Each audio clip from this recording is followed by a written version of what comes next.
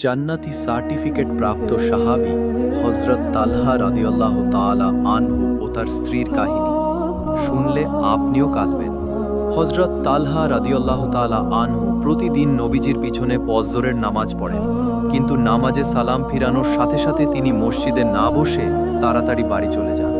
এভাবে কয়েকদিন চলার পর অন্যান্য সাহাবীরা আলোচনা শুরু করলেন যে প্রতিদিন সালাম ফিরিয়ে তালহা বাড়ি চলে যান, অথচ নবীজি সাল্লাল্লাহু আলাইহি ওয়াসাল্লাম ফজরের পর সূর্য উদয় না হওয়া পর্যন্ত মসজিদে বসে বয়ান করেন। অন্যান্য সব সাহাবীরাও রাসূল পাক সাল্লাল্লাহু আলাইহি ওয়াসাল্লাম এর কাছে বসে থাকে।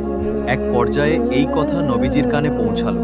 রাসূল পাক সাল্লাল্লাহু আলাইহি ওয়াসাল্লাম সাহাবীদেরকে বললেন, আগামীকাল ফজরের নামাজের শেষে তালহা যেন আমার সাথে দেখা করে। পরের দিন নামাজে আসলে তালহাকে এই কথা জানিয়ে দেওয়া হলো। ফজরের নামাজ শেষ, তালহা বসে আছেন নবীজির সাথে দেখা করার জন্য। এক পর্যায়ে নবীজি তালহাকে ডাকলেন। নবীজি অতি মোলায়ন কণ্ঠে তালহাকে বললেন, তালহা, আমি কি তোমাকে কষ্ট দিয়েছি? আমি কি তোমার হক নষ্ট করেছি?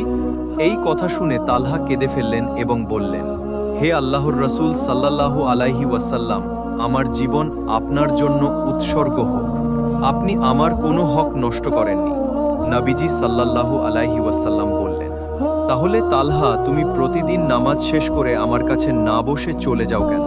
তালহা উত্তরে কেঁদে বললেন, রাসূল সাল্লাল্লাহু আলাইহি ওয়াসাল্লাম, আমার এবং আমার স্ত্রীর ছতর ডাকার জন্য একটি মাত্র জামা আছে, যেটা পরে আমি যখন নামাজ পড়ি আমার স্ত্রী তখন উলঙ্গ থাকেন।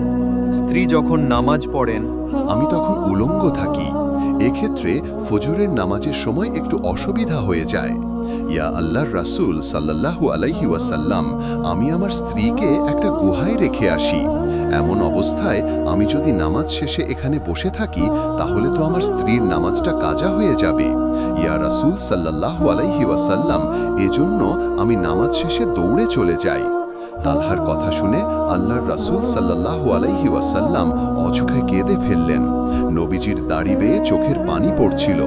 সাথে সাথে নবীজি তালহাকে জানিয়ে দিল, তালহারে, নিশ্চয়ই তুমি জান্নাতে যাবে। কাহিনীটি মুসনাদে আহমদে বর্ণিত হয়েছে।